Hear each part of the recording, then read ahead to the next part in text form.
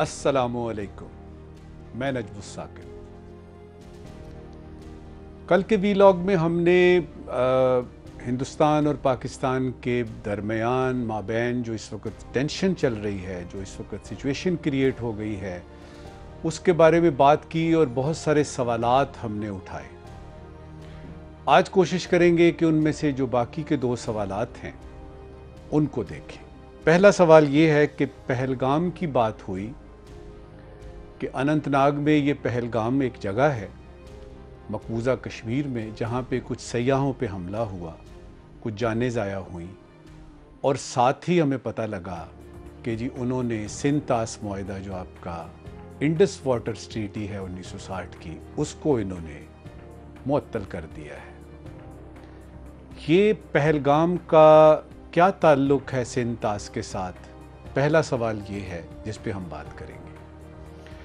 दूसरा सवाल ये कि साफ नज़र आ रहा है कि पाकिस्तान पर हिंदुस्तान दबाव बढ़ा रहा है। क्यों बढ़ा रहा है और इस वक्त ही क्यों बढ़ा रहा है?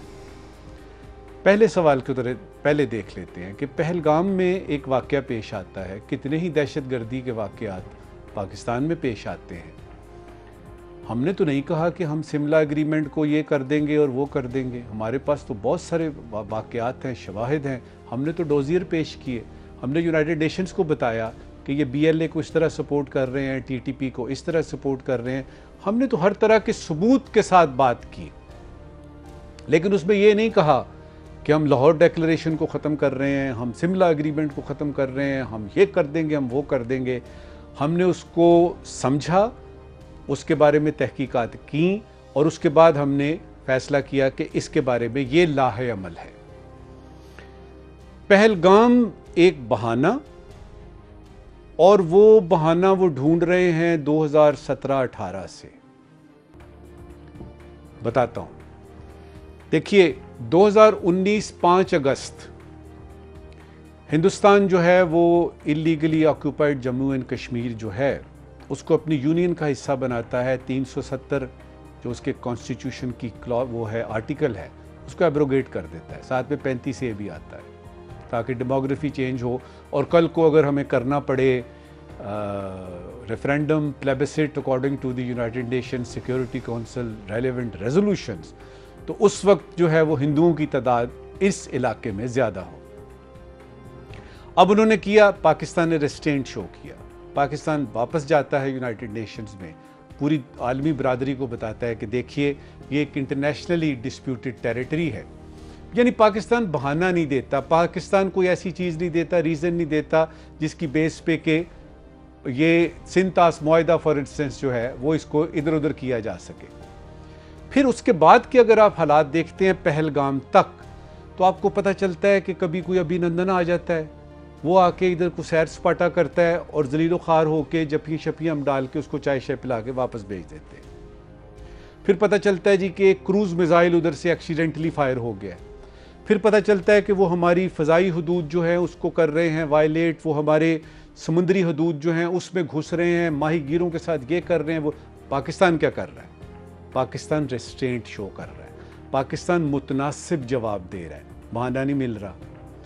अब ये है कि मोदी साहब और ये डोवाल साहब और ये जो आपके जयशंकर साहब हैं, इनका ये था कि यार ये तो फिर हम इंतज़ार करते रहेंगे और तीसरी भी आपकी टेन्योर जो है मोदी साहब की ख़त्म हो जाएगी, तो फिर पता कैसे चलेगा कि BJP असल में क्या है और हिंदुत्व का असल में वो हिसाब किताब क्या है, हमारी जो पॉलिसी है वो कैसे पता चलेगी। और फिर वैसे भी जो अभी इलेक्शन हुए हैं हमारे 2024 के, उसमें हमने 400 सीटें लेनी थी, वो तो मिली नहीं है। तो पाकिस्तान को जो है वो पकड़ना है और ये बहाना है, यानी बहाने की तलाश पहले से थी। अब जब पाकिस्तान ने रेस्ट्रेंट शो किया, पाकिस्तान ने निहायत जिम्मेदाराना तरीके से हर उस हमले को जो उन्होंने किया हमने बर्दाश्त किया और उसके बाद कहा हम जंग नहीं चाहते, क्योंकि ये दोनों मुल्कों के लिए और दोनों मुल्कों के अवाम के लिए ये बात ठीक नहीं है। अब दूसरे सवाल की तरफ आते हैं कि पाकिस्तान पर दबाव डालने का मकसद क्या है?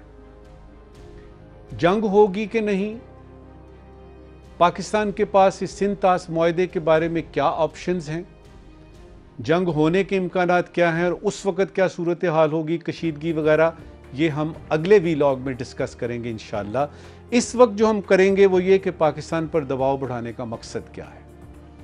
इसके लिए थोड़ी देर के लिए आपको पाकिस्तान से निकल के हिंदुस्तान जाना पड़ेगा। फ़र्ज़ कीजिए कि आप मुंबई में हैं या न्यू दिल्ली में हैं और एक हिंदुस्तानी है और आपकी एक हुकूमत है जिसके के प्राइम मिनिस्टर जो हैं वो नरेंद्र मोदी हैं, आपके रॉ जो है और वो डुवाल साहब और वो जो आपके फॉरेन मिनिस्टर हैं जयशंकर साहब वो आपके हैं, और आपको बताते हैं ये लोग कि हिंदुत्व ये है, आरएसएस ये है, फलां फलां फलां, और फिर आपको एक राइजिंग इंडिया का कॉन्सेप्ट दिया जाता है कि इंडिया जो है वो राइज कर रहा है, वो इस वक्त दुनिया की 5वीं बड़ी इकोनॉमी है, टेक्नोलॉजी में वो हर जगह जो है वो उन्होंने यानी हिस्सा डाला हुआ है, और इजराइल से उनके ताल्लुकात वो जो इंडो इजराइल नेक्सस है वो चल रहा है। तो इस इलाके में उन्होंने अपनी धाक जमानी है। जहाँ तक चाइना की बात है, 1962 की जंग और फिर जो रिसेंटली वाक़या ग्वालियर में पेश आया जिसमें आमने सामने थी दोनों मुल्कों की फ़ौजें, इंडिया को भागना पड़ा। इंडिया को पता है कि चाइना उनके बस में नहीं है। बाकी इलाका देख लीजिए, कैसे बताएंगे ये हिंदुस्तानी या हिंदुस्तानी गवर्नमेंट कि हम वाक़यातन राइजिंग इंडिया है और हमें माना जाए कि हम दुनिया की एक बड़ी ताकत हैं। और जब दुनिया की बड़ी ताकत आपने बनना होता है तो आप पहले इलाके में बड़ी ताकत बनते हैं।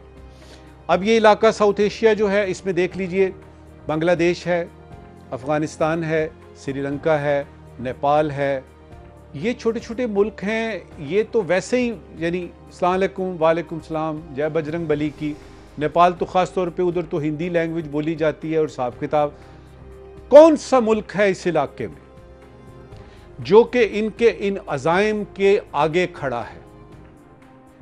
ये अज़ाइम कि हमने यूनाइटेड नेशन सिक्योरिटी काउंसिल का परमानेंट मेंबर बनना है, वो P5 जिसको हम कहते हैं, जिसमें फ्रांस है, जिसमें यूके है, जिसमें अमेरिका है, जिसमें चीन और रूस है, उसमें, और उसके लिए वो काफ़ी सालों से, काफ़ी बरसों से उस पर काम कर रहे हैं।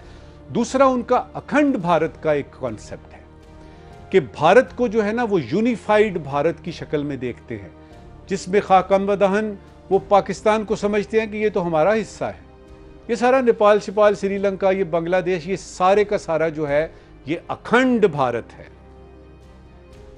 अब आपको थोड़ा सा समझ में आना शुरू होगा कि चाइना के साथ तो ये पंगा नहीं ले सकते।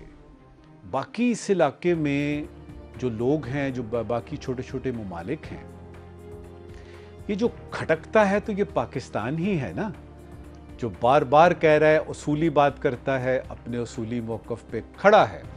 अब क्या है कि क्या पाकिस्तान पे हमला करेंगे आप? पाकिस्तान के बारे में क्या कर सकते हैं आप? वो जो कर सकते थे ना वो ऑलरेडी कर रहे हैं। हाइब्रिड वॉर जारी है, वो यहाँ पे दहशतगर्दी के हिसाब किताब कर रहे हैं। उनके कहने पे बहुत सारे हमारे जो अंदर जो हमारे दोस्तों की शक्ल में दुश्मन हैं या दुश्मनों की शक्ल में दोस्त हैं वो लगे हुए हैं, जिसमें एक BLA का तो आप सबको पता है, वो इनको सपोर्ट करते हैं, असलहा भी देते हैं, पैसे भी देते हैं और शाबाशी भी देते हैं।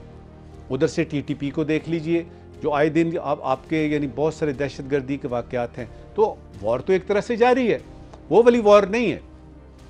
अब प्रेशराइज करते हैं जब आप, और उसको सिर्फ यही नहीं है कि सिर्फ दहशतगर्दी के वाक़यात, आप यूनाइटेड नेशंस में चले जाइए, आप SCO में चले जाइए जिसका पाकिस्तान भी मेंबर है, आप उसके बाद सिक्योरिटी काउंसिल में चले जाइए, आप किसी दुनिया के फोरम पे चले जाइए, FATF में चले जाइए, वो जो FATF है, उसमें वो कोई मौका जाने नहीं देते बताने का कि पाकिस्तान जो है वो ये गलत कर रहा है। उससे उनको क्या तसल्ली मिलती है कि पाकिस्तान को वो नीचा दिखाने की कोशिश करते हैं। अल्हम्दुलिल्लाह रब्बिल आलमीन, अभी तक वो अपने इन मज़मूम अज़ाइम में कामयाब नहीं हुए। तो क्या इसका मतलब है कि वो बस कर दें? अब नहीं, पहलगाम बहाना बनाया है, मज़ीद प्रेशराइज करेंगे और इस तरह से करेंगे कि पानी बंद कर देंगे, क्योंकि और कुछ चारा नहीं है ना। हमने उनको कोई मौका नहीं दिया, उन्होंने ये मौका ढूंढ लिया और प्रेशराइज करके वो अपने मज़मूम, उनका ये ख्याल है कि अपने मज़मूम इरादों में वो कामयाब हो जाएंगे। हमारा तज्ज़िया ये कहता है कि वो ऐसा नहीं कर सकेंगे।